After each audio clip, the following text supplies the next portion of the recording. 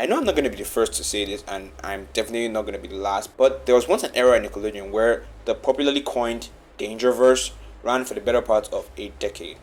To date, Danger is one of, if not the most successful shows that Nickelodeon has produced, and in popular Hollywood faction, they tried to milk it.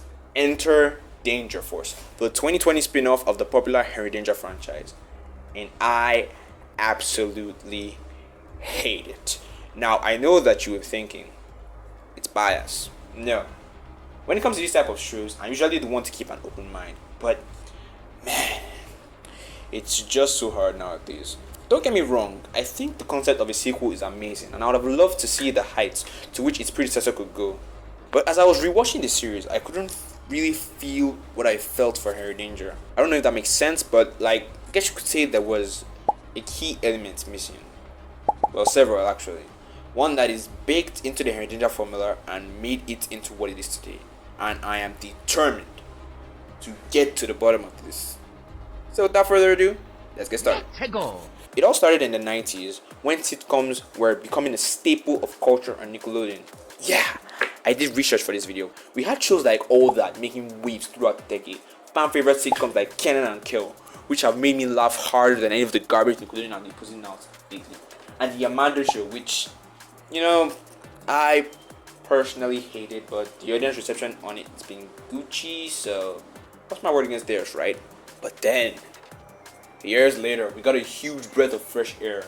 In 2005, Zoe 101 aired, and I rewatched it in 2019, so ever since then, we've had awesome sitcoms follow suit, the same formula. We had iCarly, Victorious, Nessie Classified School Survivor Guide, Sam and Cat, and so on. Then, in 2014, a new comedy series aired on Nickelodeon. Drum roll, please. I said drum roll, please. Yeah, that's better. Henry Danger. And oh my god, it was really, in my opinion, the staple of a wonderful decade of Nickelodeon. One that I think we will never get back now with the whole SpongeBob apocalypse. The show followed a 13-year-old boy, Henry Hart, who was picked by a grown-up middle-aged man, Ray Manchester, to fight other grown men. Yeah, saying that kind of sounds wrong now that I think of it, but it was a great formula, and it was all around a very good show. The show had some highlights, and every episode felt like something fresh, and with each new idea, it garnered more and more attention. You had seasons like season 4, my best season by the way. Which, let me go over my list. I had an episode where Henry and Ray were both paralyzed and trying to fight crime in that state. Up the Stairs, which showcased this fun adventure of the team trying to climb up the stairs in this really creative way. An episode where they swapped bodies with Frankini, a crossover with Game Changers, and an episode paying homage to Stranger Things. They even got themselves a kid-friendly Vecna who totally won't give you nightmares. All in all, Harry Danger felt like an experience, like a part of my childhood. All our childhoods, really. It didn't reinvent the wheel. Heck no. But it shared a relatable, comedic, heartfelt story with us. And that is why I loved it so much. Whew, good. We got all that sad part out of the way. This is about the video where we just start demolishing the franchise. Now let's talk about Danger Force.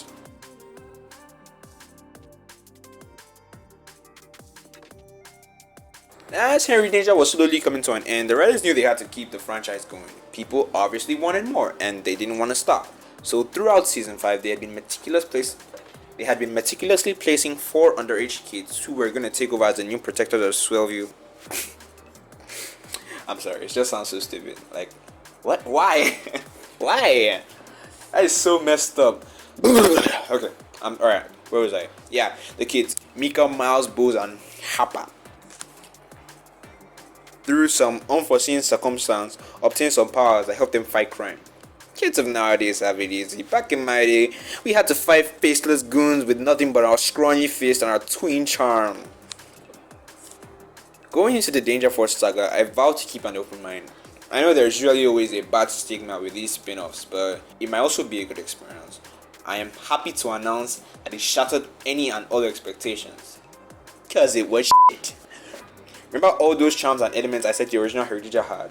Yeah, this movie has none of that. My biggest complaints on the experience was that there was actually no comedic depth. What I mean is that it's actually not funny, in that it wants you to think it's funny.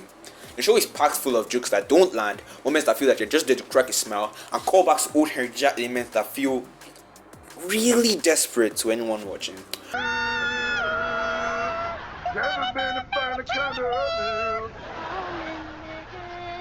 After doing some research and clicking on the first Google search result, let's see what Hannah Elvira from our Henry Danger subreddit has to say.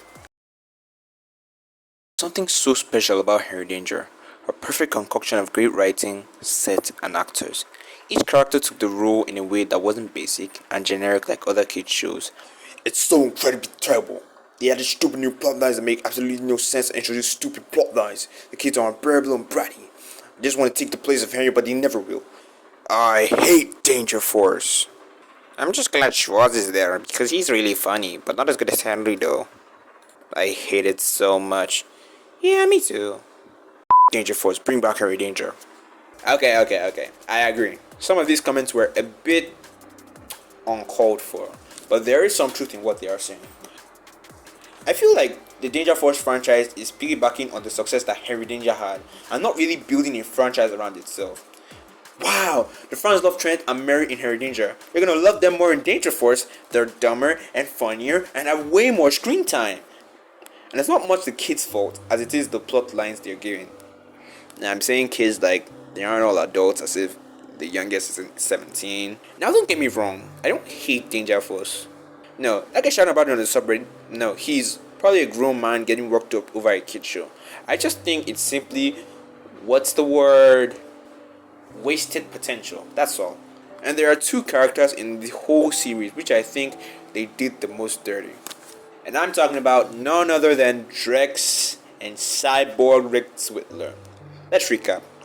Drex, who we're introduced to in season 3 of Henry Danger, as one of Captain Man's former sidekicks, turned biggest threats, who he can't even take one-on-one.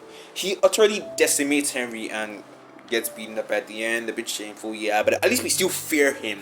At least we still respect him. Season 4, same thing. Drex breaks out and shows us just how clever he is by going back in time to change the past. Very good thinking, and I applaud you for that, Drex. Clap, clap, clap. Season 5 though, and that's where we get a bit shaky, where Drex goes from vowing revenge and erasing Captain Man's powers to erasing his memory from the whole of Swellview. Pretty convoluted, but that was okay too. Now we come over to Danger Force and what do we see? We see Drex getting beaten up by real Danger Force and they go hard on him. Pathetic. This was one of the coolest villains in the whole franchise. Now he can barely hold his own against a couple of minors. You don't tell me that they have superpowers. 3 out of those 4 superpowers were useless anyways. One has floaty, teleporty, shouty. I just think he could have done better.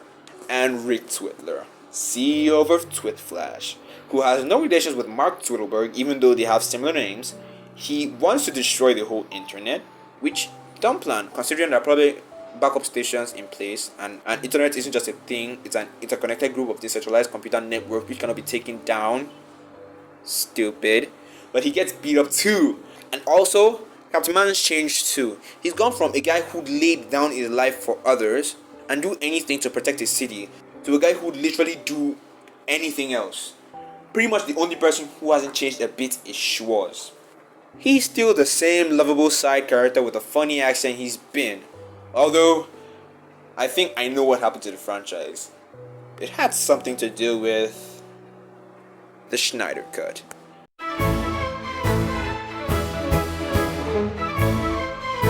Dan Schneider and his company, Schneider's Bakery, have been the minds behind some of the best Nickelodeon shows that you know and love today. All the Drake and Joshes, the iCarlys of all time. If you didn't already know, Nickelodeon give Dan Schneider the boot on March of 2018 for some allegations. But Henry Danger ended in 2020, so I don't really know what happened between 2 years.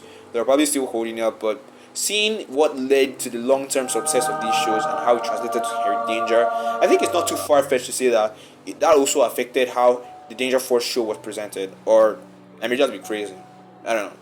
And also, just a side note, did you guys see the Henry Danger movie?